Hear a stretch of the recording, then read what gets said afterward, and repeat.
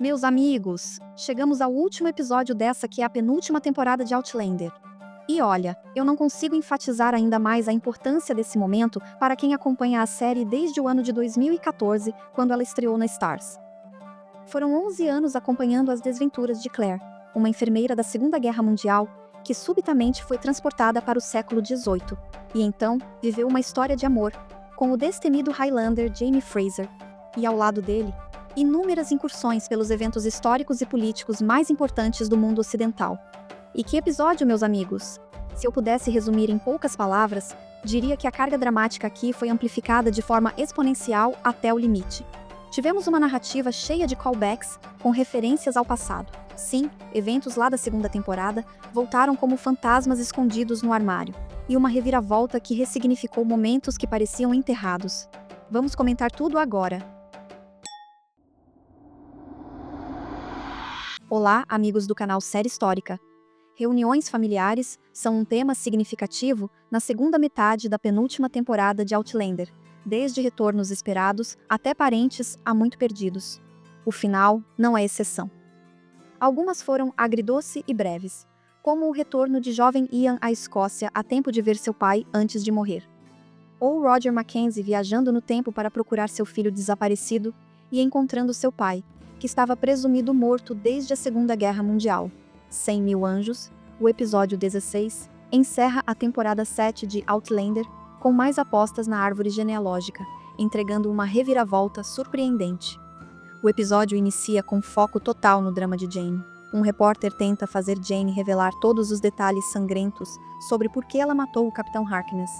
Como ela se recusa a falar, ele começa a sugerir respostas por ela, dizendo: talvez você tenha sido dominada pela raiva, possuída por um zelo religioso. Meus leitores vão querer saber. Mas Jane não tem a menor inclinação para cooperar. Ela afirma que seu único arrependimento é que Harkness não está vivo, pois ela não pode matá-lo novamente. Tamanho ódio é compreensível, já que, como vocês devem lembrar, ela matou o homem para proteger a irmã, Frances, dos abusos dele. Enquanto isso, William culpa a si mesmo pela prisão de Jane, porque ele prometeu protegê-la. Obviamente, William não poderia prever ser capturado por soldados hessianos, mas ele ainda se sente responsável.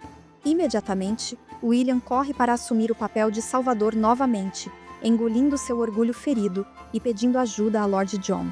Lord John tem conexões, mas não consegue encontrar uma solução, agora que Jane assinou uma confissão.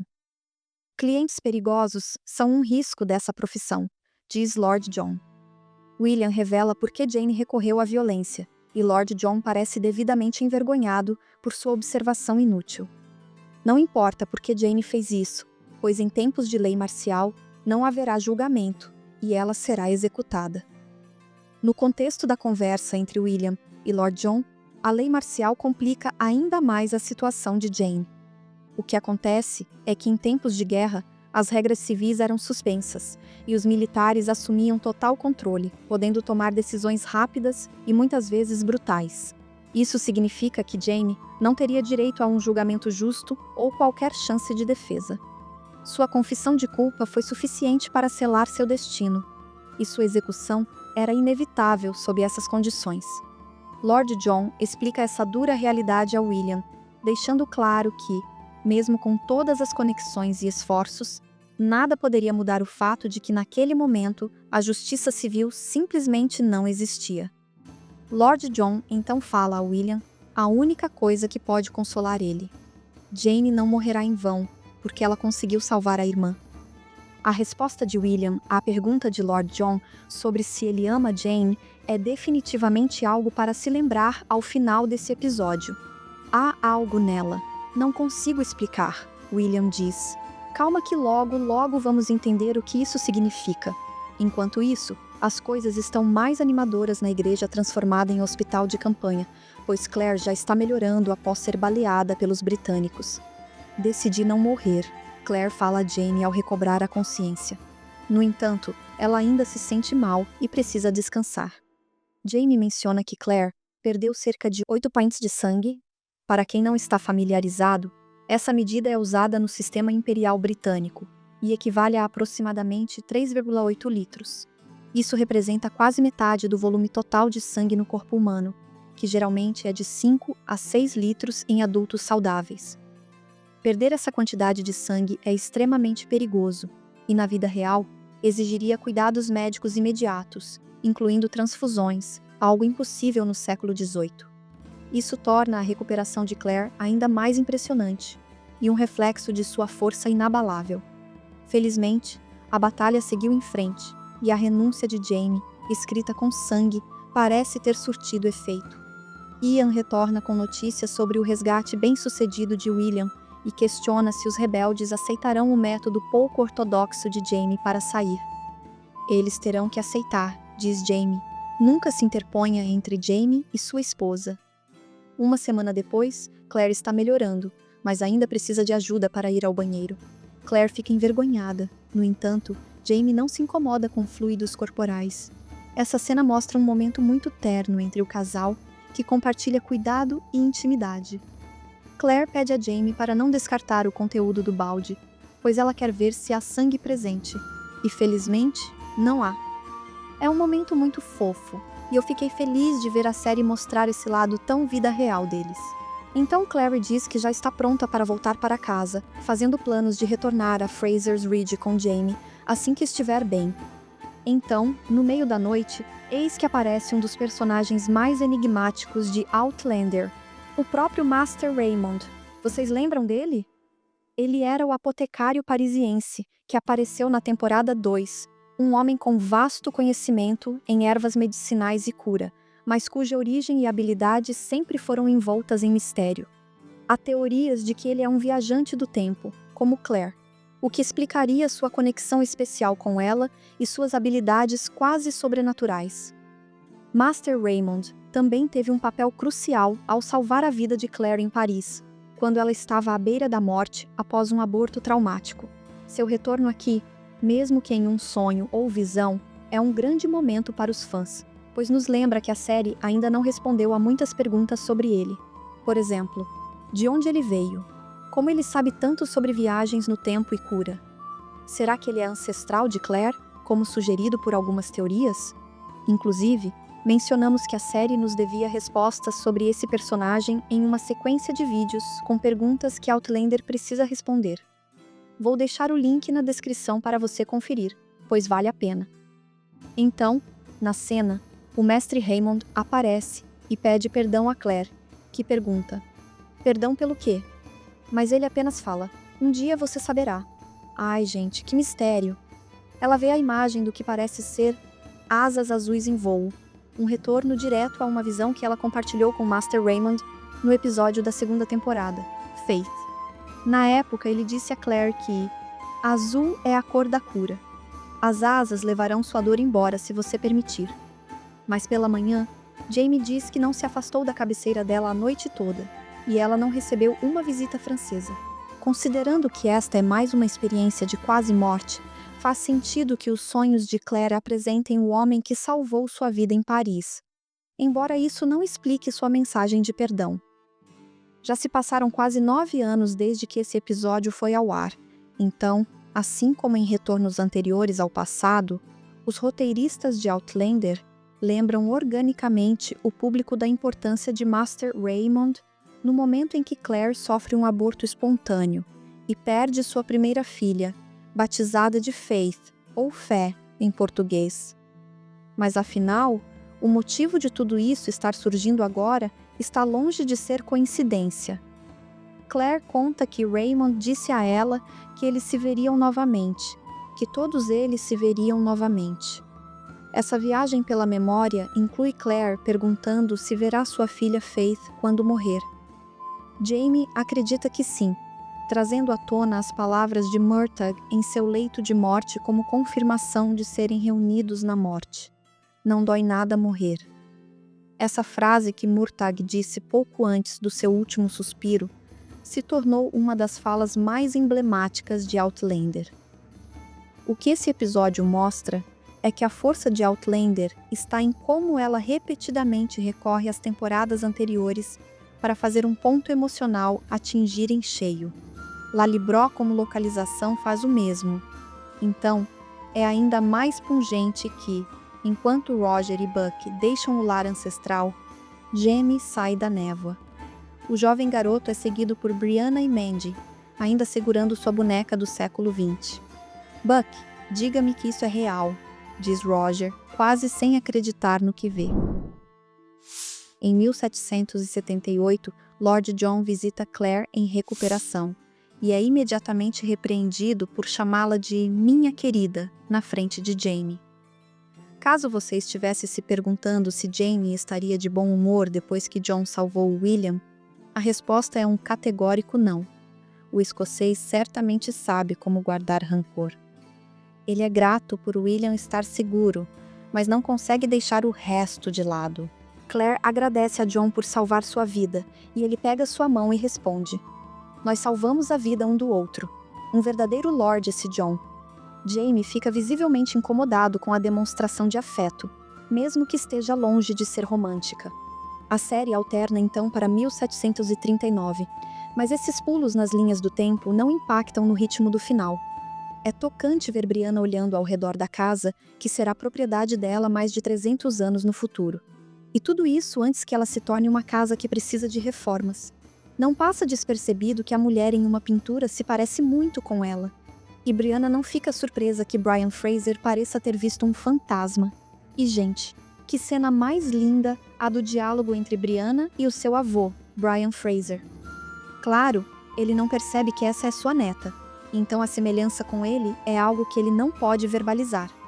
Considerando que Brianna não pode contar a ele sua verdadeira identidade, ela presta homenagem ao anfitrião e oferece algumas palavras sobre sua família.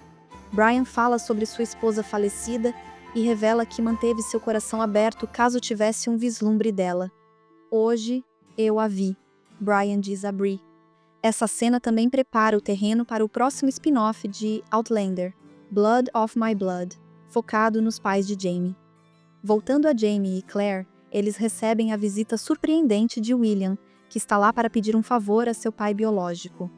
Claro que sabemos o que ele quer: salvar Jane de ser executada. Logo corta para Jane, que olha pela janela o céu da noite e a cena, com um ar melancólico. Apenas um guarda está na propriedade, e foi bem fácil para Jane e William invadirem o prédio. Mas a cena seguinte é de uma tristeza imensa. Eles encontram Jane já morta. Entendemos logo o que aconteceu. Jane não tinha qualquer esperança de se livrar daquela situação, e provavelmente nunca ocorreu a ela que William poderia tentar salvá-la, já que ela sempre foi tão sozinha na vida. Essa cena dá um aperto tão grande no coração. Jamie corta uma mecha dos cabelos distintamente acobreados de Jane para sua irmã. William fala diante dela: eu queria te salvar, Jane. Perdoe-me. Mas a verdade é que nem todos podem ser salvos, e Jane fez tudo o que podia. Seu último ato foi deixar este mundo em seus próprios termos. Na igreja, Jamie conta a Claire o que aconteceu, mencionando que Jane tem uma irmã. William traz Frances, essa menina adorável que é brilhantemente interpretada por Florrie Mae Wilkinson. O olhar dessa menina desperta uma ternura no espectador que é desesperador ver tanta tristeza numa cena só. Jamie lhe entrega a mecha de cabelo como uma lembrança de Jane, e então ele e Claire perguntam a Frances se ela aceita ir morar com eles em Fraser's Ridge, prometendo que a manterão segura. É um gesto doce, e Frances passou por tempos terríveis em uma idade tão jovem. Primeiro, Frances quer ver sua irmã. Claire e Jamie levam Frances ao local onde Jane está enterrada. Mas as sepulturas não têm marcação, então é impossível saber onde ela está. O desespero que dá ver essa menina correndo entre as sepulturas, gritando pela irmã, é uma coisa de quebrar o coração em 1000 caquinhos. Frances não quer deixar Jane sozinha, e Claire desvia sua atenção perguntando o que Frances lembra sobre sua irmã. É aqui que aprendemos que Jane amava as luzes dançantes no céu. Sua mãe dizia que as estrelas eram 100.000 anjos dançando e que se você acenasse para eles, eles desceriam e te carregariam para o céu. Tudo sobre os momentos finais de Jane faz sentido e se conecta à visão de Claire das estrelas após ser baleada. Francis pode carregar Jane em seu coração e manter seus pertences pessoais por perto, incluindo um medalhão de ouro. Francis diz a Claire que a imagem dentro é de sua mãe, e a palavra Faith está inscrita na parte de trás do medalhão, causando uma forte reação emocional em Claire. Um lembrete do que ela também perdeu. Vocês sabem, Faith é o nome da filha que Claire perdeu, Natimorta, na segunda temporada quando eles estavam em Paris. E então voltamos a falar de Ian e Rachel, que ainda estão vivendo uma espécie de lua de mel. E será que mais alguém fará a jornada para Fraser's Ridge? Ian conta a Rachel que ele é dono de um pequeno pedaço de terra onde podem cultivar e criar uma família. E Rachel conta que essa família está prestes a crescer, pois ela está grávida. A notícia que deixa Ian extasiado, já que a paternidade era uma das dores que ele carrega desde o seu outro casamento. Bem, tudo estava indo bem demais para o casal, então, é claro, eles acordam com uma tragédia.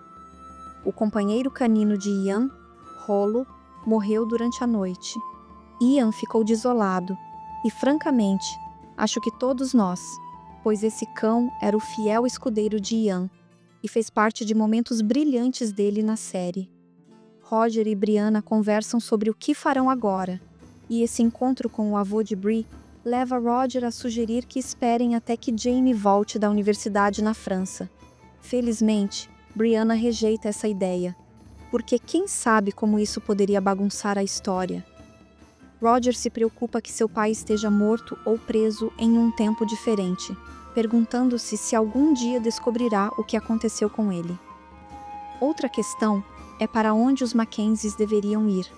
Eles têm uma casa em 1980, mas a condição médica de Mandy, razão pela qual voltaram ao século XX, não é mais um problema. E Bree sente falta de seus pais. Não é uma questão de onde, mas de quando. Todos os sinais apontam para um reencontro em Fraser's Ridge. Se decidirem retornar a 1778, Bree deve estar preparada para conhecer mais membros da família. E agora é o momento de falarmos sobre a maior reviravolta desse episódio, e arriscaria dizer, de toda a série Outlander até hoje. Todos se preparam para iniciar a viagem de volta a Fraser's Ridge, quando Claire escuta uma vozinha cantando no interior da igreja. Claire presta atenção nessa música que está sendo cantada por Francis e que, à medida que se aproxima, vemos imagens de flashback de Claire na segunda temporada, cantando alguns versos para sua filha Natimorta, Faith, destacando a conexão. Gente, eu fiquei todinha arrepiada. Vocês também? A música é I Do Like to Be Beside the Seaside. É uma canção lançada em 1907, ou seja, muitos anos à frente daquele tempo. Como Francis está cantando aquela canção? Francis diz que sua mãe costumava cantar essa música para ela. A aparição de Mestre Raymond para Claire não é aleatória, e as implicações são enormes. Eu acho que Faith viveu, Claire diz a Jamie. E assim termina o episódio, nos deixando completamente boquiabertos. Gente, eu mal posso esperar pela 8ª temporada. A gente nunca sabe qual membro da família pode aparecer em Outlander. Brianna teve um momento adorável com seu avô em 1739, mas se Claire estiver certa sobre Faith ser a mãe de Jane Francis, as implicações para William são horríveis. Sim, Outlander está sugerindo que William dormiu com sua sobrinha. William já ficou abalado ao descobrir que Jamie é seu pai biológico. Então quem sabe como ele reagirá a essa revelação digna de Game of Thrones, mesmo que tenha sido um acidente. Foi uma temporada cheia de reviravoltas para todos os envolvidos, com experiências de quase morte, reencontros inesperados e alguns casamentos. Se a temporada 7 serve de indicação, quem sabe que surpresas a temporada final nos reserva. Uma coisa é certa, você pode sempre voltar aqui no canal Série Histórica para saber tudo. Muito obrigada por assistir. Nos vemos no próximo vídeo sobre essa série histórica.